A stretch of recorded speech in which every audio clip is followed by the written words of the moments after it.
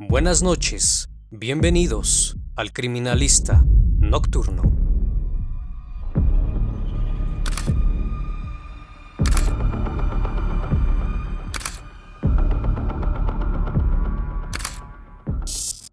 Hola a todos, sean bienvenidos a una emisión más del Criminalista Nocturno. Espero que se encuentren muy bien. Gracias por sintonizar este canal donde quiera que se encuentren. Así que vamos, que la investigación debe comenzar.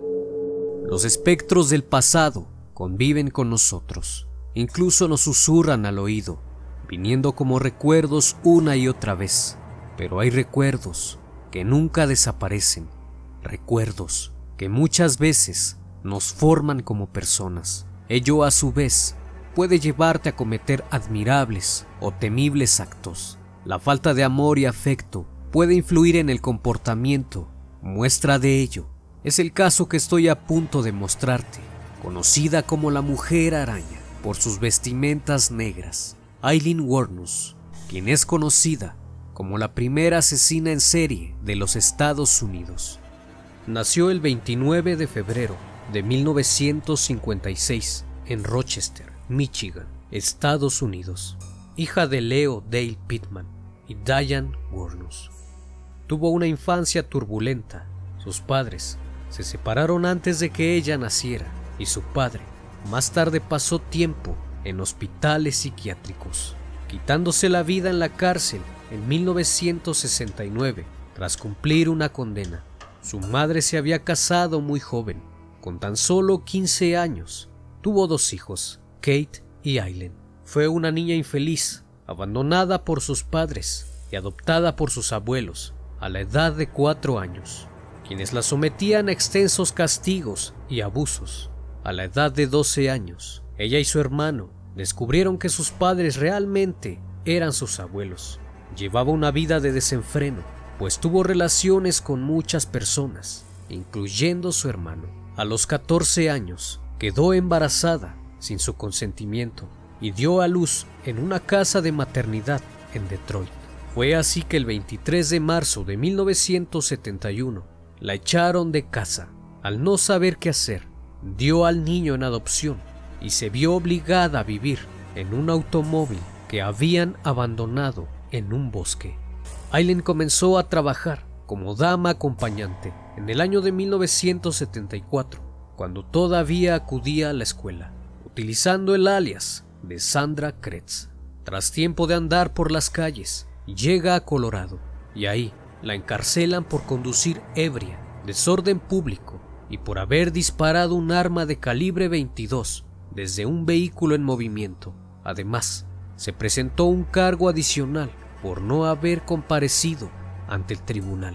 Ella dejó la ciudad antes del juicio y regresó a Michigan. Su vida se había convertido en un desenfreno total. Fue detenida nuevamente, pues la acusaron de asaltar y crear riña a raíz de un incidente en el que arrojó una bola de billar a un camarero en la cabeza. Para ese entonces, Aileen tenía muchas órdenes pendientes por beber en un vehículo y por conducir sin licencia, y fue multada con $105. El 17 de julio de 1976, su hermano Kate muere debido al cáncer en el esófago, y como él la había dejado de beneficiaria, obtuvo $10,000 de su seguro de vida, pagando así la multa que le habían impuesto. El resto del dinero lo despilfarró sin control. En solo 2 meses se compró un auto que tiempo después destruiría. A finales de septiembre de ese mismo año, decidió irse a Florida, pidiendo aventones para llegar a su destino. Fue en ese año que conoció al presidente del club náutico, Lewis Feld, de 76 años, con quien se casaría. Sin embargo, seguía metiéndose en problemas, pues tenía frecuentes enfrentamientos en los bares de la localidad, hasta que un día la enviaron a la cárcel por asalto. Fue dejada en libertad y a solo 6 semanas de haberse casado, golpeó a su marido con una caña de pescar, por lo que él obtuvo una orden de alejamiento y la anulación de su matrimonio. Pero la historia de revuelos y desenfrenos constantes no acabaría. De hecho, Esto apenas sería el inicio, pues era famosa por su mal carácter y aficionada a la bebida, así como por su odio hacia los hombres, que manifestaba a grandes voces. Después de su fracaso matrimonial, Aileen Wuornos siguió con sus fechorías, siendo detenida en numerosas ocasiones.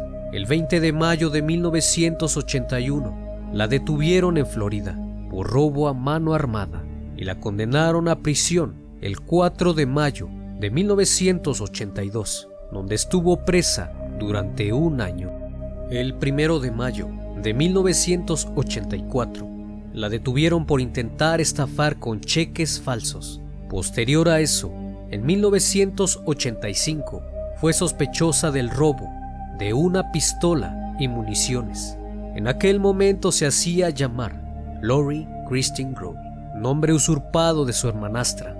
11 días más tarde, la denunciaron los policías de tráfico por conducir sin licencia válida a nombre de Lori. El 4 de enero del siguiente año, fue detenida en Miami, esta vez bajo su propio nombre y acusada de robo de automóviles, obstrucción por información falsa y resistencia a la autoridad. Tras su detención, encontraron en su posesión un revólver calibre .38 y una caja de municiones en el automóvil que había robado. 5 meses después, detuvieron a Aileen en County porque un compañero la acusó de haber disparado en su automóvil y pedirle $200. Después comenzó a utilizar el alias de Susan Blackovic, y a tan solo una semana después de su detención, la vuelven a multar por exceso de velocidad. A los pocos días, conoció a Tyra Moore, de 24 años, quien se convertiría en su amante.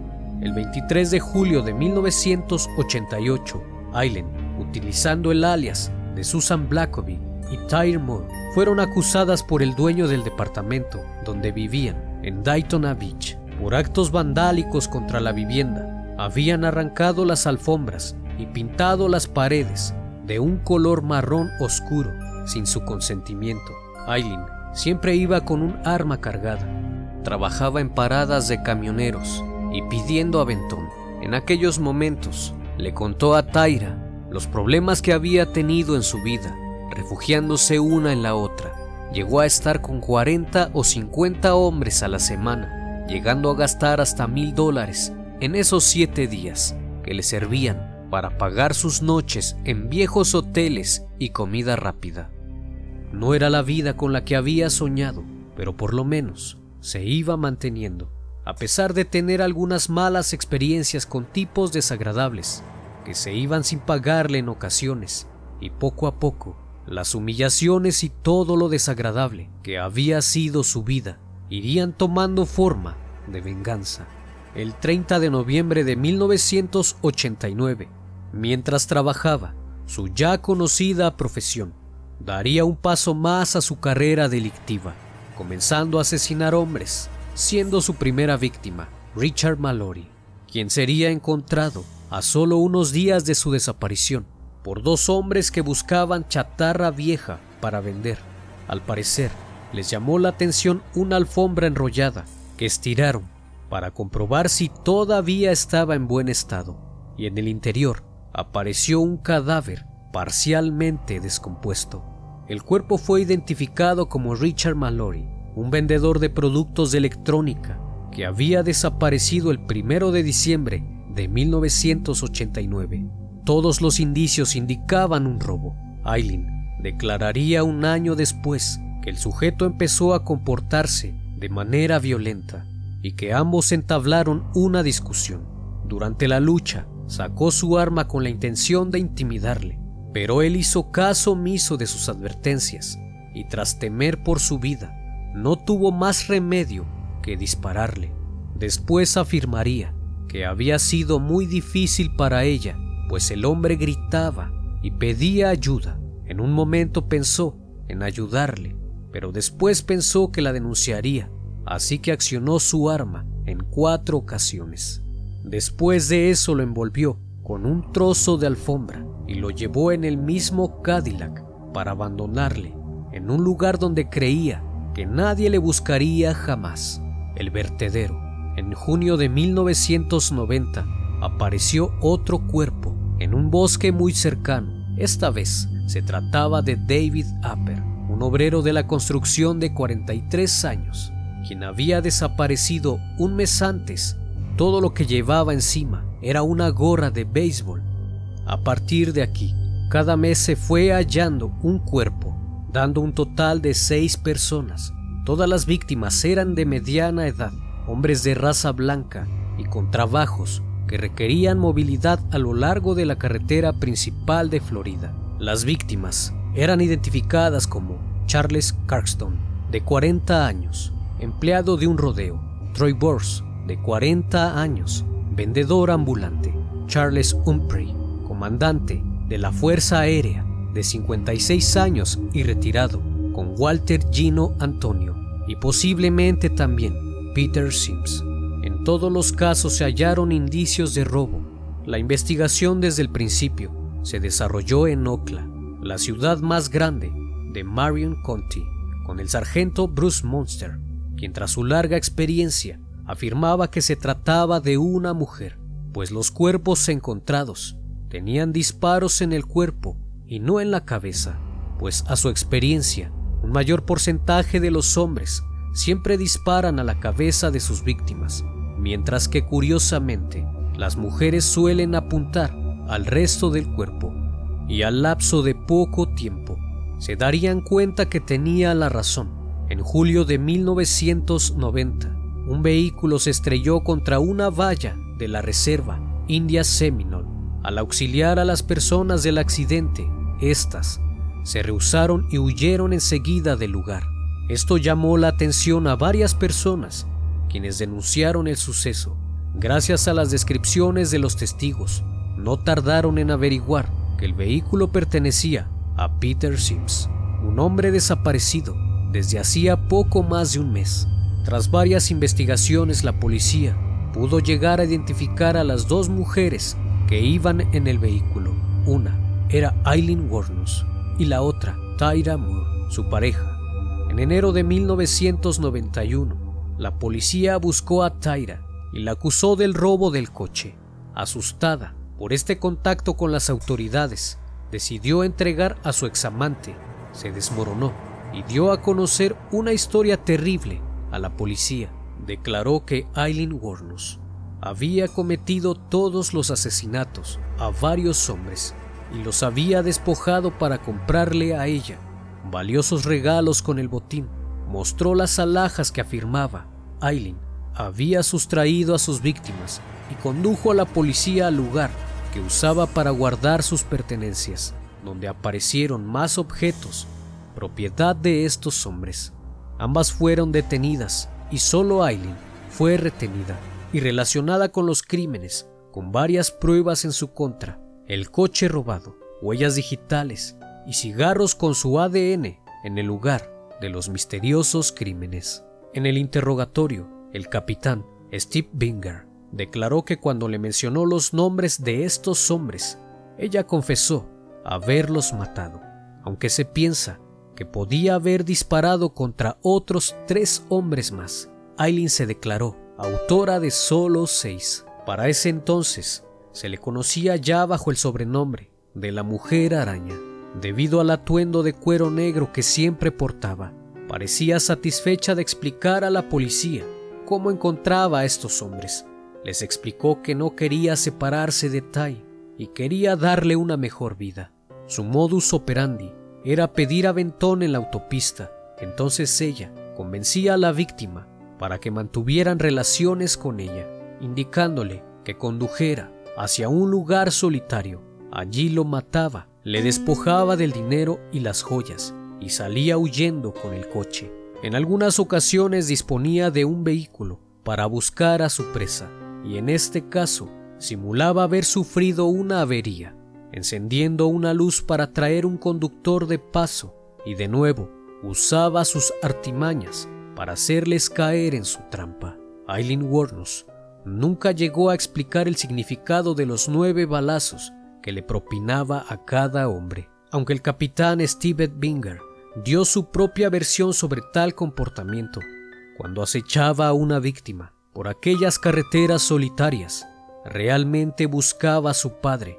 Cuando disparaba una bala tras otra sobre aquellos hombres, estaba matando a su padre una y otra vez. Al ser declarada culpable de los hechos, Aileen dijo a los medios de comunicación que había sido abusada por todos ellos y torturada, que tenía las imágenes del volante con los arañazos, que esa era la prueba de que estaba atada al volante y no podía creer que esto haya sucedido. Explicó esto de la siguiente manera: un hombre quería sus servicios, se subía en el coche y lo llevaba a un lugar desolado. Cuando llegaban, empezaban a insultarla y golpearla tan fuerte que perdía el sentido. Al despertarse, estaba atada y no se podía mover. El hombre había hecho lo que quiso con ella, haciéndole mucho daño porque estaba desgarrada. En un descuido consiguió soltarse, cogió el revólver y accionó el arma. Cogió todo el dinero que llevaba y se fue. Esta fue la explicación que dio sobre su primera víctima. Durante esta explicación, Aileen estaba muy alterada. Algunos psicólogos dijeron que era imposible que hubiera inventado todo eso, porque explicaba todo con demasiados detalles. El 31 de marzo de 1992 se llevó a cabo el juicio, el cual fue muy complicado, ya que Aileen invocó el nolo contender, que hace referencia a no voy a contestar, ya que ella no quiso admitir la culpabilidad de los asesinatos. Solo declaraba que lo sentía mucho por sus familias y que era consciente de lo que había hecho, pero había sido siempre en defensa propia porque sentía su vida amenazada por aquellos hombres. Su abogado aportó una serie de estudios y estadísticas sobre el por qué estas mujeres tienen más posibilidad de ser violentadas, argumentando que los hombres siempre se aprovechan de estas mujeres indefensas que se dedican a esta actividad, aunque se argumentó que las víctimas no habían hecho más que pagar un resentimiento oculto y que ellos fueron un canal para que ella expulsara la rabia contenida que sentía hacia los hombres. Pero tras varios días de juicio y más de 5 horas de deliberación, el jurado determinó por unanimidad que era culpable por delito de asesinato y la condenó a la pena de muerte. El 7 de mayo de 1992, cuando escuchó el veredicto, la condenada se dirigió a los magistrados diciendo: «Gracias, mientras yo subo al cielo, todos ustedes se estarán pudriendo en el infierno. Yo maté a esos hombres, les robé con frialdad glacial y lo haría nuevamente. No hay por qué mantenerme viva o algo así, porque volveré a matar. Soy una asesina en serie, el odio recorre mi cuerpo, pero he hecho las paces con Dios y estoy preparada para la muerte». En mayo del año 2000, decía ante una de las cámaras de una cadena de televisión de Orlando que en ningún momento había actuado en defensa propia, sino porque temía que su amante la abandonase si no conseguía dinero para alquilar un apartamento para compartir. Su caso fue objeto de libros, varios documentales, películas e incluso una ópera. Llegó a pedir disculpas a las familias de las víctimas, pero el año pasado, después de estar una década en el pabellón de la muerte, Wuornos aceptó la pena capital, diciendo que de ser posible volvería a asesinar. «No tiene sentido salvarme», dijo en julio de 2001. «Es un desperdicio del dinero de los contribuyentes». Más cerca de su ejecución, un abogado defensor planteó recientemente si Wuornos estaba en su sano juicio como para demandar su propia ejecución por inyección letal, y un grupo de defensa de los condenados pidieron permiso al Tribunal Supremo para presentar una apelación para suspender la ejecución. Sin embargo, ella insistió en que sabía lo que hacía, pues consideraba la prisión un castigo peor que la misma muerte. «Estoy tan cansada de esto, de que todos me pregunten si estoy loca», afirmó. «He sido evaluada tantas veces, soy competente, sana y estoy tratando de decir la verdad y pasaré por el detector de mentiras sobre cada palabra». Un panel de 3 psiquiatras que la examinaron dictaminaron que era competente para ser ejecutada, puesto que era una persona brillante, con mente ágil, muy reflexiva y perfectamente consciente de los actos que había cometido. El gobernador de Florida, Jeb Bush, hermano del expresidente de los Estados Unidos, se declaró conforme con el diagnóstico médico y firmó la orden el 5 de septiembre del 2002. Aileen por fin era feliz. Su día tan esperado llegó el 9 de octubre del 2002. Llevaba mucho tiempo planeando cómo sería su partida hacia el otro mundo, pero sobre todo pensaba en Jesucristo, su Salvador, la única persona que había dado muestras de apreciarla realmente, acompañándola en los momentos de soledad. Él le hablaba y le había prometido que vendría a buscarla en su gran nave nodriza, como en la película El Día de la Independencia. No solo la rescataría de este mundo de sufrimiento que tanto odiaba, sino que le ayudaría a vengarse de la gente que le había hecho daño. Así lo mencionó a un funcionario del Departamento Correccional de Florida, minutos antes de la ejecución. Ese día la habían despertado temprano, rechazó una última voluntad y cualquier cosa que pudiese retrasarle el momento final. Quería pasar el último mal trago lo más rápido posible y no quería perder el tiempo con banalidades, porque su único deseo era terminar con el sufrimiento que había cargado desde que era una niña. Cuando las agujas del reloj mostraban las 9:30 horas en punto, el 9 de octubre de 2002, a sus 46 años, Aileen dejó de recordar su vida pasada, abrió los ojos y sonrió levemente mientras sentía cómo el cóctel mortal se deslizaba suavemente por sus venas. Antes de cerrar los ojos nuevamente y dejarse llevar por el sueño que le asediaba, se dirigió a sus verdugos y les murmuró que volvería al mundo de los vivos mientras estaba atada a la camilla. Dicen que tenía la mirada perdida, tranquila, como si estuviese fuera de la realidad. Se dice que en esta vida todo tiene un límite. Quizás para Aileen, tantos años de abusos y falta de afecto hacia su persona hicieron sacar aquel rencor escondido por años y decidió canalizarlo de la peor manera. Espero que el video haya sido de tu agrado. Como siempre, es un placer tenerte en este espacio. No olvides suscribirte y dejar tu like. Esto fue El Criminalista Nocturno.